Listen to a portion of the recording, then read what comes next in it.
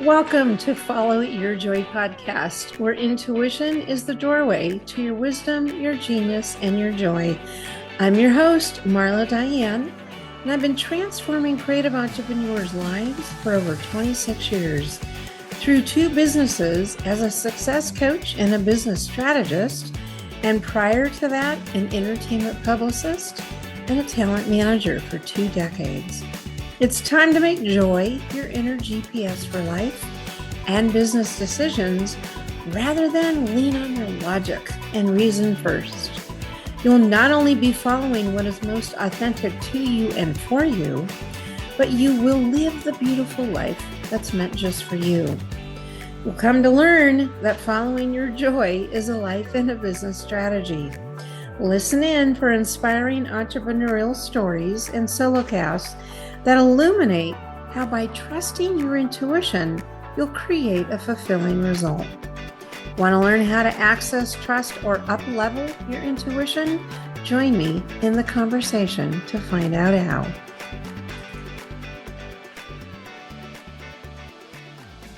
All right, so welcome to Follow Your Joy podcast, and here we are. How's your holiday month going? My main message about that today is monitor your expectations, stress levels, and self-care, please. Would you? Yes? You know how the expectations of this time of year can be stress-inducing and overwhelming on top of us already being in that state. So I'm giving you permission to say no more often than yes to activities on your calendar. Yes? But the main leading factor, obviously, is your joy, right? Ask yourself this, does it bring you joy, what's on your calendar? And I know it doesn't have to be 100%, I get it, but this is a basis, right? Does it bring you joy, or will this put me over the edge, right? Will this put me over the edge instead of thinking you got to say yes? In fact, I just did that today when I looked at my calendar for tomorrow, which is, it's a weekend, the time that we're recording this. And I felt this stress in my body looking at my calendar and made the decision to take a few things off the calendar so I could decompress and have self-care tomorrow. So I aspire that for you is to have that, obviously that courage that becomes then a habit that becomes obviously a new normal for you. Please do your self-care during the holidays. Enjoy them. But gosh darn it, you come first, okay? You come first above everybody else, especially you ladies. I'm giving you permission to put you first instead of everybody else. Yeah? Okay. Because you can't help out. You can't be, running on empty and try to, be that beautiful person that you are. Okay, so this takes me to a good segue to introduce you to my guest today, Danielle Spangler, whose expertise is health and fitness. How perfect is that a topic? Which to me is one of the best solutions to stress, overwhelm, and self-care. All right, agreed? So Danielle is the creator of Coremom Fitness. I'm going to put on a side note you'll hear later, and a really awesome restaurant here in Redondo Beach and West Hollywood. I'll let her tell you about that. But she's the creator of Coremom Fitness, which stands for Corrective Obstetrical Related Exercise. I mean, that is a mouthful. I like core. Core is good. And the owner and CEO of BLFB here in Redondo Beach. I'm in the South Bay, as she is, that specializes in small group Pilates, reformer, and private training, prenatal and postpartum fitness programming, mini trampoline workouts, I love those, barre, dance-based fitness, and more. I love that. So Danielle's been in the fitness industry since 1992, and she holds her BS in kinesiology, in addition to being a mother of 3 amazing children. And she's, get this, an LA County lifeguard too, on top of that. No high achiever at all. In fact, that's all I surround myself with. Danielle is a national fitness presenter for the Medical Fitness Network. Her passion is advocating and educating medical and fitness professionals on the appropriate exercise prescription for pregnant women and new mothers. That's a great niche. So welcome, Danielle. Thank you so much. Thank you for having me. Absolutely. A local woman entrepreneur, I'm there. I love it. Yeah. So everybody, before we hear from Danielle, I want you to know about the way I'm supporting you in the first 3 months of 2023. So where does this land with you, this statement? I'm no longer available for hurry, hustle, and the grind. Say that to yourself for a minute. I am no longer available. This is a mindset thing. I'm no longer available for the hurry, hustle, and the grind. Because what I've done is I've designed a 7-week program called Own Your Genius Zone to help you identify your zone of genius, which has nothing to do with IQ and everything to do with your highest creativity, and how to use it to set boundaries on what you will and won't do while working in your business, which has to be in the most joy, and using, right, your genius zone as your ultimate leverage while creating higher revenues. Does that make sense? Yeah. And learn how to master the balance of masculine and feminine actions. It's not a gender, it's a principle, while running your business and life, so that what? You don't live in your headspace all day long, which leads to burnout. When we live more often in our intuition, we live more often in our heart space, and allow that to lead, and let the head and those actions follow that guidance. Now you're leading an authentic life. Okay, so the early rate ends December 22nd. Head over to marladiane.com/genius zone, all one word, and get yourself enrolled in this high achieving women's group program. Starts mid-January, and I'll have it in the show notes. Okay, highest form of creativity and leverage, getting rid of all that hustle and grind. Yes. Okay. All right. So Danielle, let's give the listeners a glimpse of your story as to what inspired you to monetize your passion of Coremom Fitness. Well, thank you. So I created Coremom Fitness officially in 2017, although I've been training pregnant women and moms to be since I entered the fitness industry back in the 90s.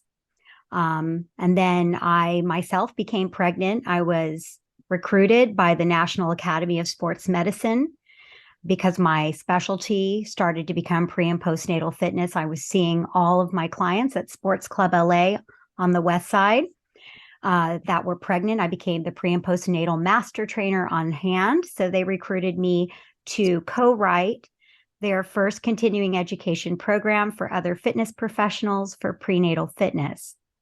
I just found this niche very intriguing even before I became pregnant, because I think that this population specifically is very underserved, and there's a very much a disconnect and lack of information when it comes to pregnancy and exercise. And of course, when I became pregnant myself, I took on a personal mission as well. So I've become an advocate, if you will, for women's health. I've become involved with the medical fitness industry as a result.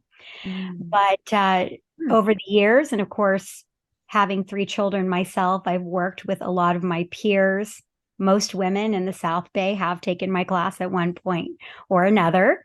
I've worked for a lot of the box gyms that you're familiar with here in the area, as well as private boutique studios, even Beach City's Health District.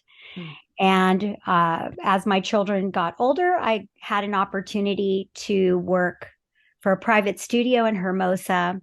Unfortunately, it closed, so I was looking for another place to host my classes and my privates, which led me into opening up my own studio, which was an existing Pilates studio. And I've always loved Pilates, and it was a perfect place to have the Coremom Fitness program introduced. It was exactly 1 year before COVID.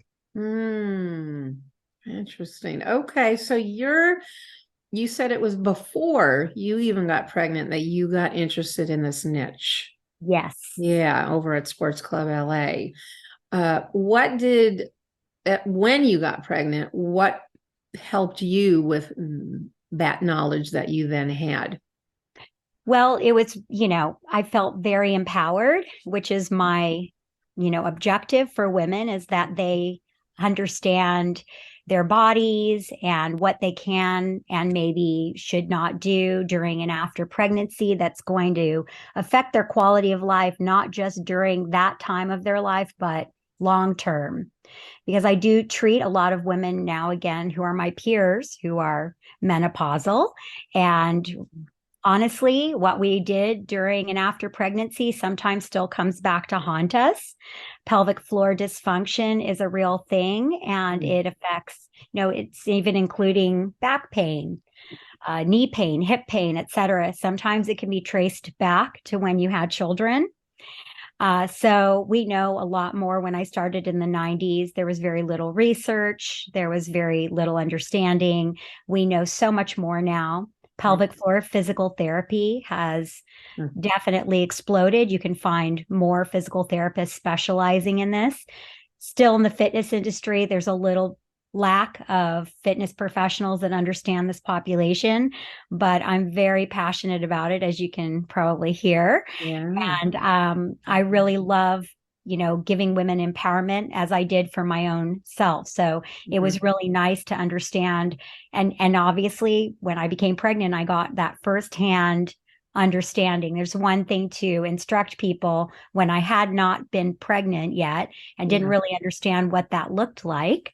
And of course, every pregnancy is different. So I've been pregnant, I have 3 children. So I've gone through it 3 times and understand each one was very different, and what I could do or didn't want to do during each one of them was different.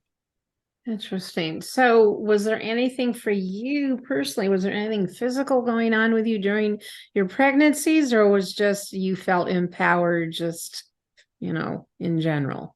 Well, as we know, movement is medicine, and it's so very important to not just your physical well-being, but your mental health, et cetera.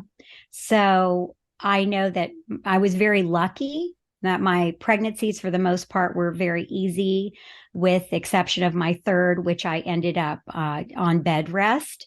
But I really attribute my being super fit during my pregnancies and even prior to having my children. And that doesn't mean thin. It means I was really strong. I was consistent. I was being, very careful and mindful with my body. I wasn't pushing myself, but I was exercising appropriately.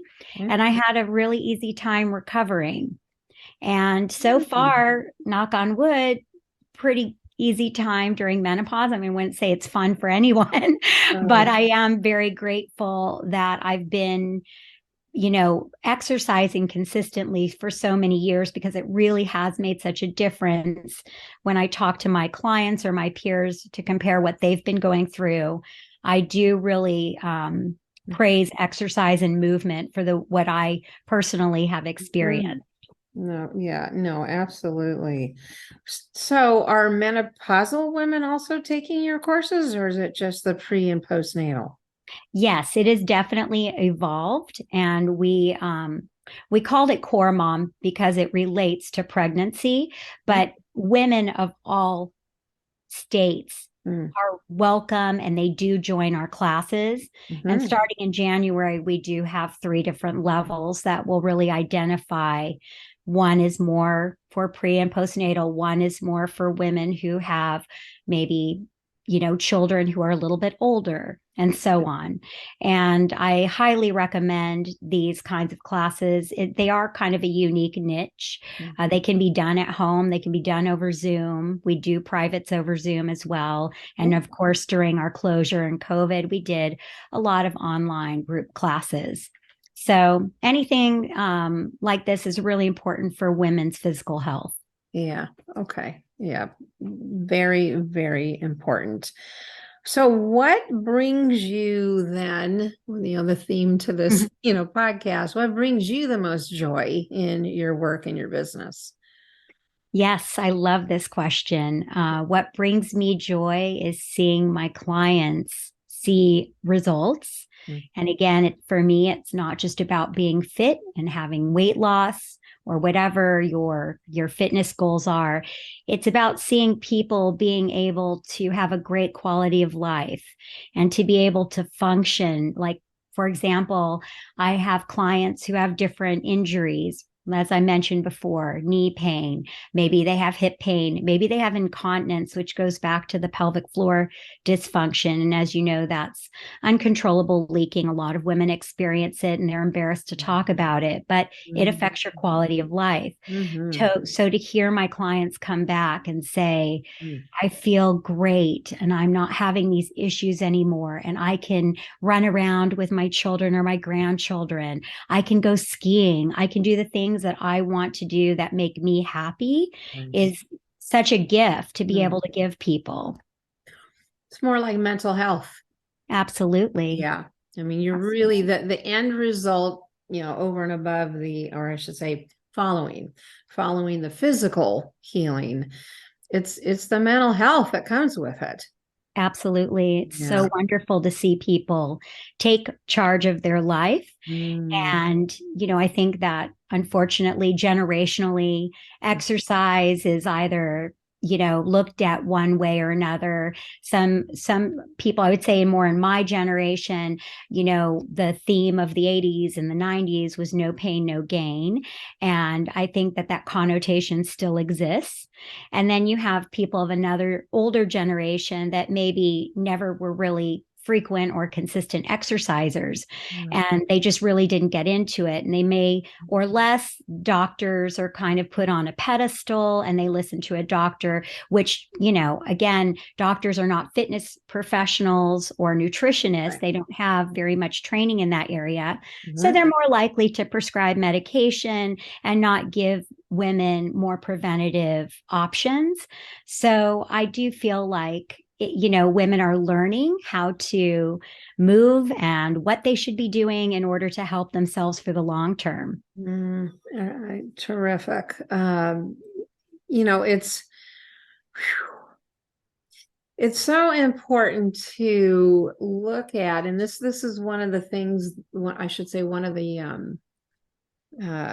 platforms in which I coach for my women entrepreneurs, which is how to have the balance between the masculine and the feminine, which I kind of referenced to that when I was talking about the Genius Zone course. And that is, and it's not gender, but it's more of a principle. And that's what I was kind of hearing a little bit from what you're saying. And please clarify.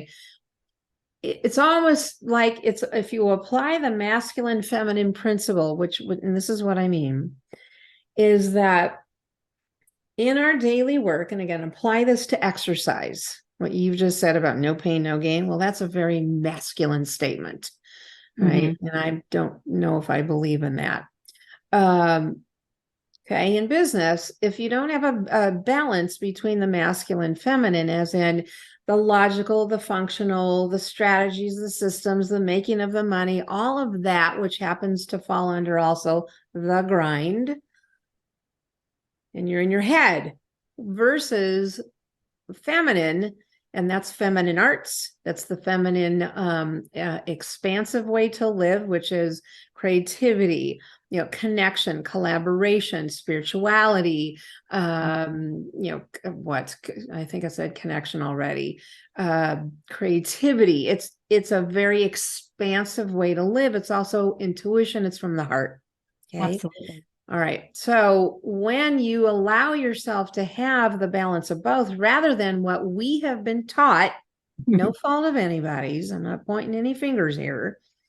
We have been brought up for many decades, in a very masculine society. And so everything is masculine as far in work.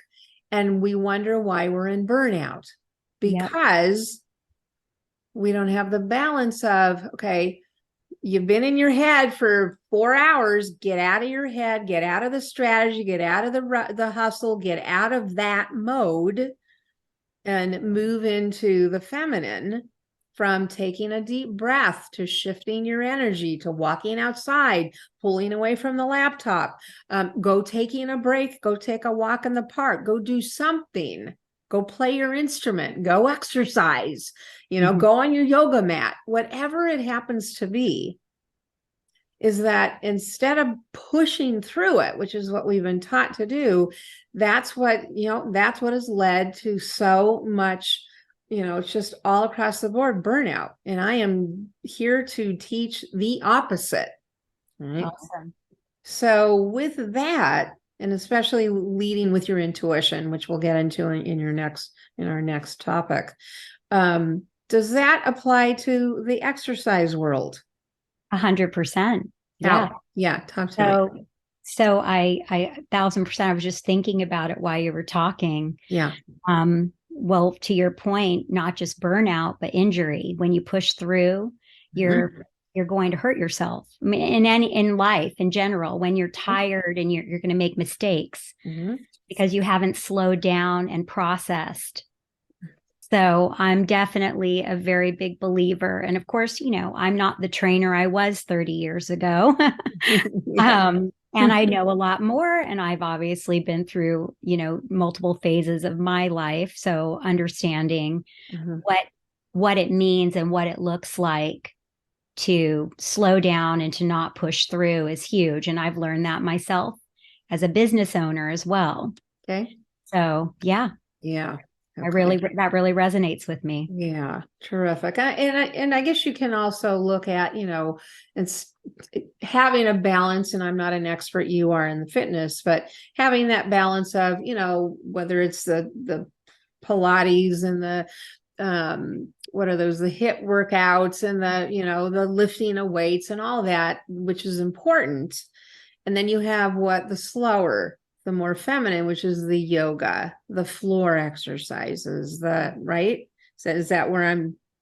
Yep. I mean, any kind of modality can both be done in a way that's injury mindful and done in a way where it's sort of cookie cutter generic, not as customized, right? Where I think that is more prone to injury, because when you take a room full of people, especially in group fitness, and you can have a room of a variety of ages, levels, injuries, and you're having them do the same exercise, then as an instructor and a fitness professional, sometimes if you're not very seasoned and you're teaching one general exercise, you may have trouble or not being able to help someone modify, which, or you, again, a younger trainer, I was a younger trainer, you try to direct them like into a way or to a place where you're encouraging them to push through, even if there is some pain involved,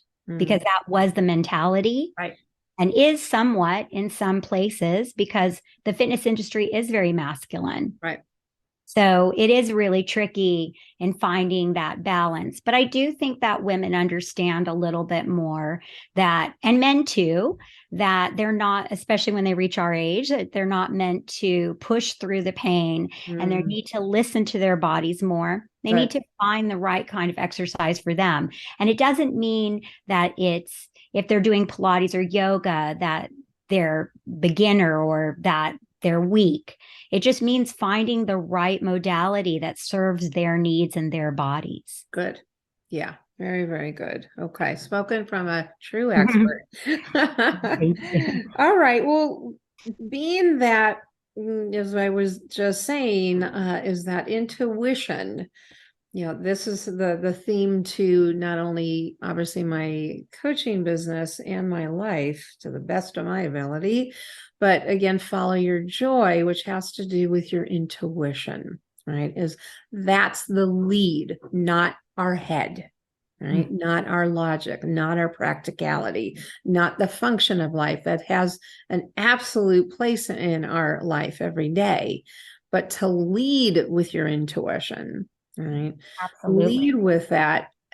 It is the only way to live a life. And that right there is the biggest challenge I see, right? As a human on this planet is learning to trust and listen and understand the intuition because we're so wired not to. I agree. So wired not to. So, okay. Given that, share a story from your life or business where you did follow your intuition. I'm sure there's plenty for sure that led to a joyful, fulfilling result. Well, COVID taught us a lot of lessons. And I think one of the biggest lessons I learned is flexibility. And one of the stories that pops into my head when we were shut down inside after being closed for 3 weeks, as you recall, fitness, really had a hard time. We were shut down like other businesses mid-March and reopened towards the end of June. We were allowed to operate indoors for about 3 weeks, and then we were shut down again. Right.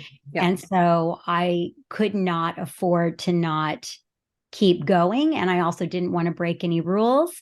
Right. So what I did is I dragged all of my Pilates reformers out the front door. And I just followed my intuition. And I said, I don't really know I'm just going on automatic. I don't know what's going to happen. I don't know how this is going to be received. I don't even know if my landlord's okay with this yet.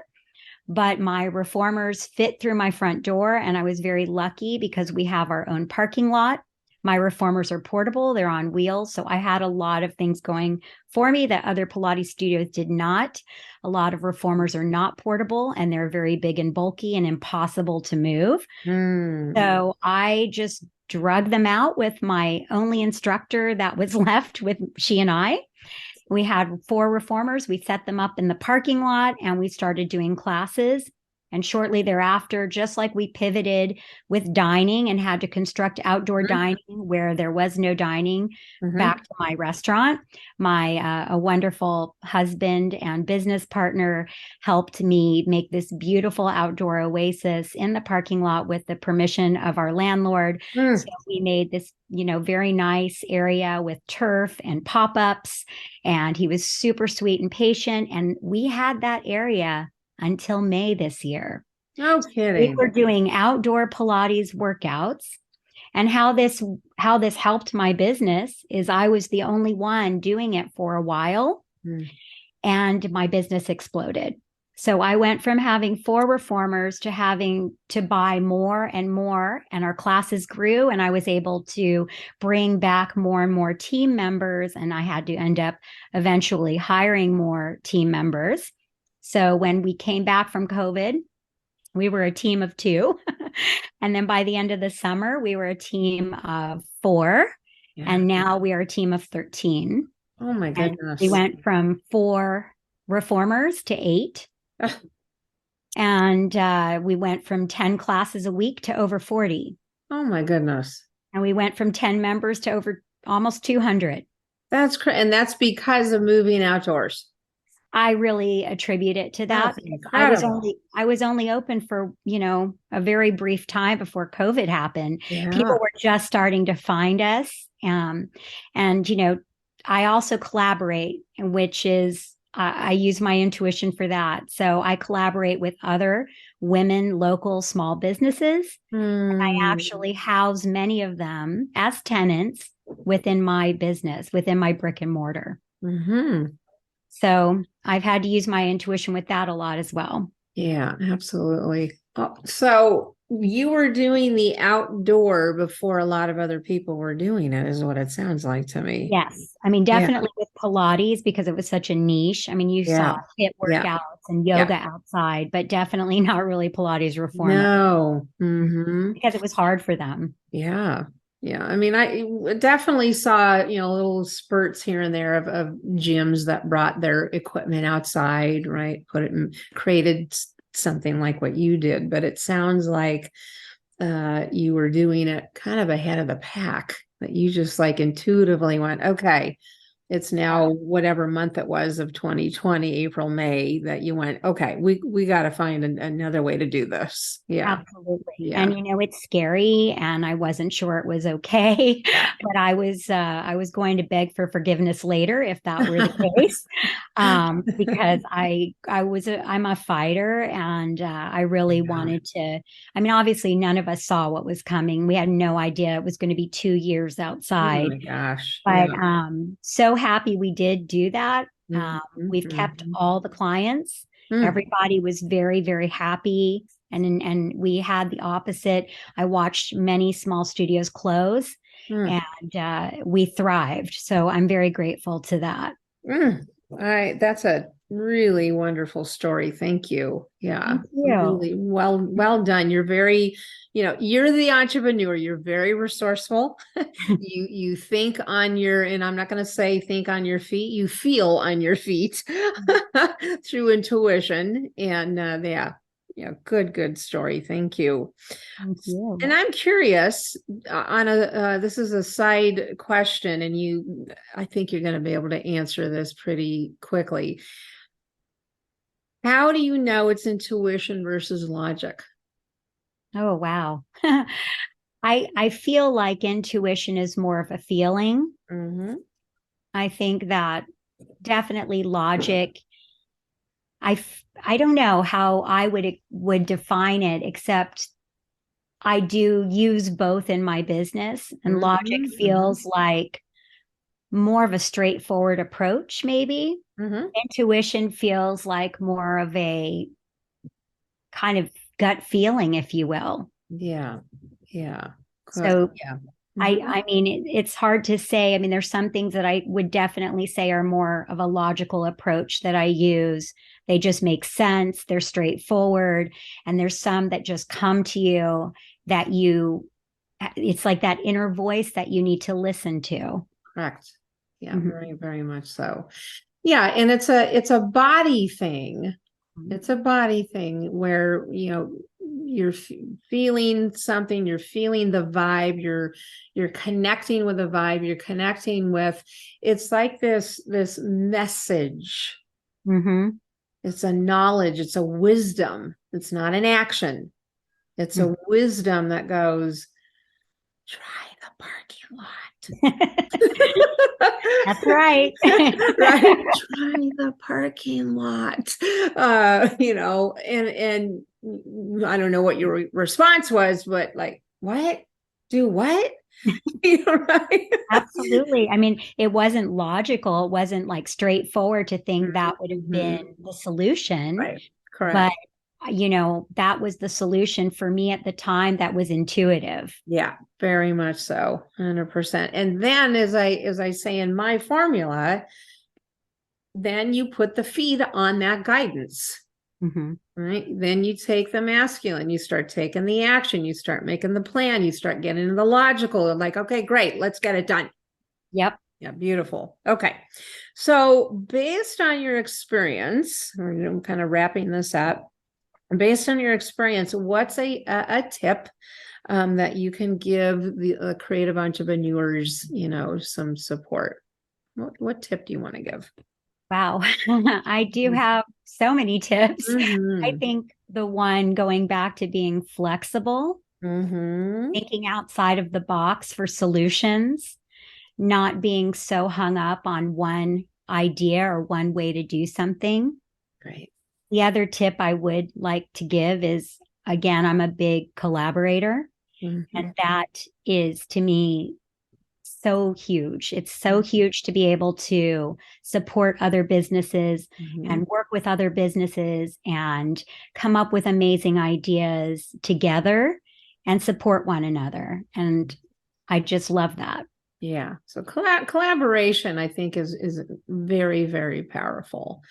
We're not here on this earth to be alone and being an island in ourselves. So very, very good. I love that. Okay. So where can listeners get in touch with you? And we'll have, your information in the show notes and links, but how can they get in touch with you and what do you have? Beautiful. So we actually have an app called Beach Life Fitness. Right. And they can download the app on Google Play or the Apple Store. App Store. I'm very present on social media, on Instagram and Facebook. More than welcome to DM us.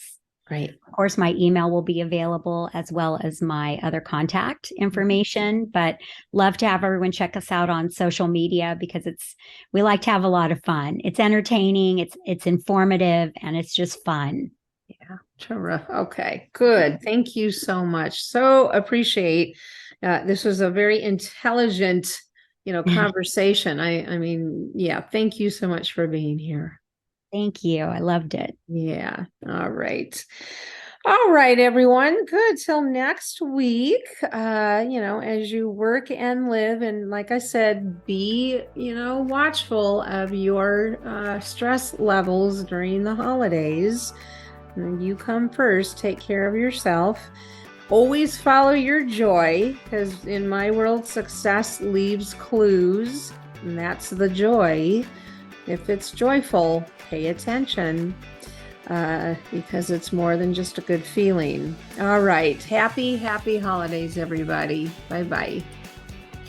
Thanks for listening in. You can find more entrepreneurial stories and resources at marladiane.com. And while you're there, enjoy my 3 free downloads to up-level your business and your life. How about you take a screenshot of this episode and tag me on Instagram by sharing your highlights of what you learned today? I'd love to connect there with you. Until next episode, take care.